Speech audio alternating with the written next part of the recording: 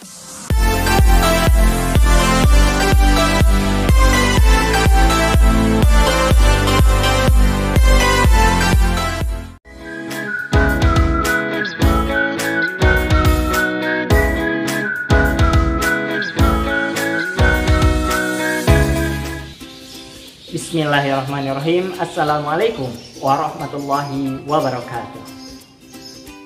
Apa kabar anak-anakku yang soleh dan solehah? Semoga saat ini kalian semua berada dalam kondisi baik dan selalu dilindungi oleh Allah Subhanahu wa Ta'ala.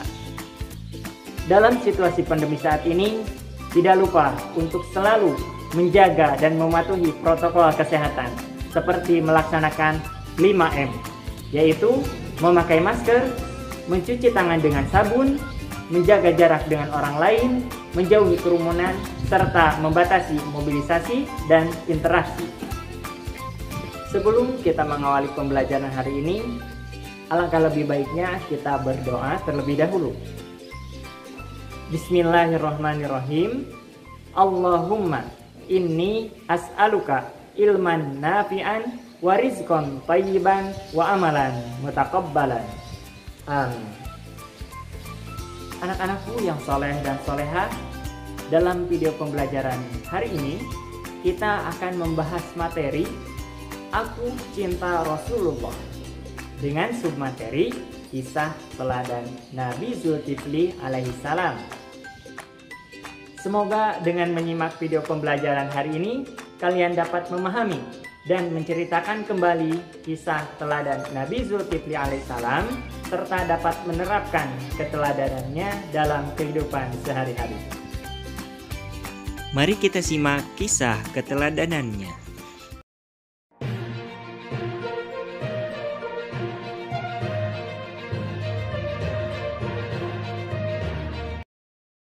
Nabi Zulkifli alaihissalam memiliki nama asli yaitu Bashar. Nabi Zulkifli adalah putra dari Nabi Ayub alaihissalam. Seperti ayahnya, ia juga mempunyai sifat yang sabar dan teguh, serta taat beribadah. Nabi Zulkifli alaihissalam memiliki keimanan dan ketakwaan kepada Allah Subhanahu wa Ta'ala yang sangat tinggi. Suatu ketika, seorang raja yang bernama Ilyasa atau Nabi Ilyasa mengumpulkan rakyatnya dengan niat untuk menyerahkan tahtanya karena telah berusia lanjut. Sang raja pun mengumumkan 3 syarat. Barang siapa yang sanggup berperilaku sabar dalam keadaan apapun, kemudian jika siang berpuasa dan jika malam beribadah, maka ia akan diangkat menjadi raja. Tak seorang pun berani menyatakan kesanggupannya. Akhirnya anak muda yang bernama Bashar mengacungkan tangan dan menyatakan kesanggupannya. Kemudian berkata, "Saya sanggup, tuanku." Sejak saat itulah ia dipanggil Zulkifli, yang artinya memiliki kesanggupan. Nabi Zulkifli alaihissalam kemudian diangkat menjadi raja.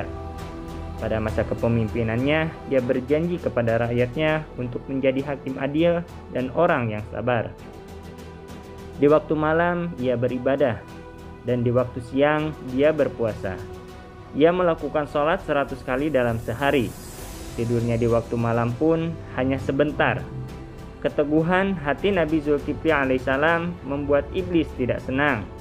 Iblis pun berusaha untuk membuat Nabi Zulkifli marah.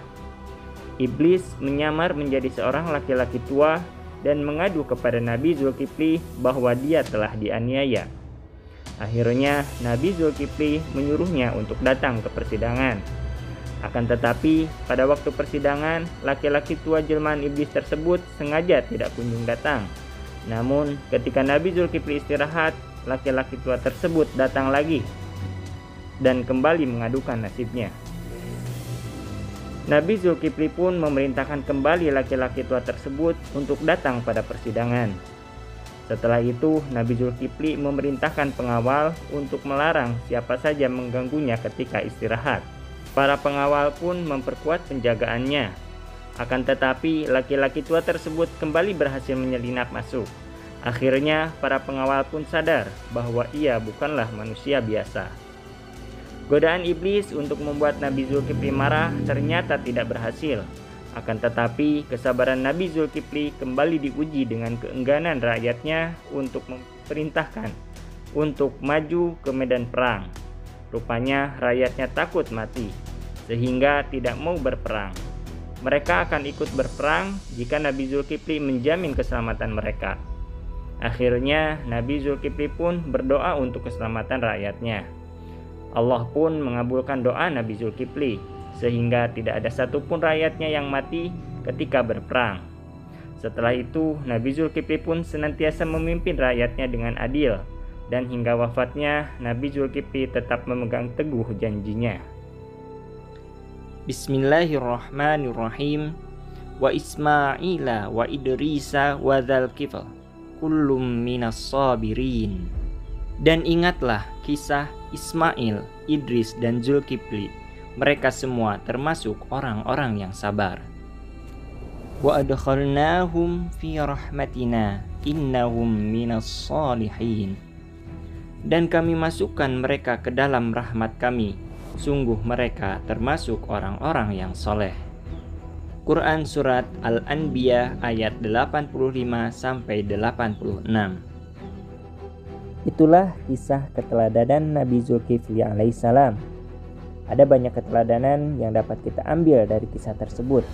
Di antaranya adalah: yang pertama, kita harus senantiasa bersabar dan tidak cepat marah, karena Allah Subhanahu wa Ta'ala akan menyertai orang-orang yang sabar dan juga memuliakannya. Kemudian yang kedua, kita harus senantiasa berusaha untuk menepati janji. Apabila kita telah berjanji, maka janji tersebut harus ditepati agar kita tidak termasuk orang-orang yang munafik. Kemudian yang ketiga, kita harus senantiasa beriman dan bertakwa kepada Allah Subhanahu wa Ta'ala. Dengan tekun beribadah, dengan keimanan dan ketakwaan kita kepada Allah Subhanahu wa Ta'ala, pasti Allah akan mencintai kita dan tentunya meridhoi kita untuk masuk ke dalam surganya.